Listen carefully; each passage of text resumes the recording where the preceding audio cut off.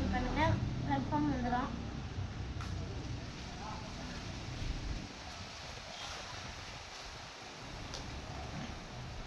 என் சர்ஜனா வரா, என் தங்கச்சி. அம்மா அம்மா அம்மா, இவதான் என் தங்கச்சி. சூப்பரா. இப்போ அவளுக்கு காய்ச்சல், அதனால இன்னைக்கு ஸ்கூல் வரல. எனக்கு வேறு போர் அடிச்சு, அதனால வாங்க எனக்கு ஸ்கேட் ஓட்டிடலாம். எனக்கு ஓட்ட தெரியாது.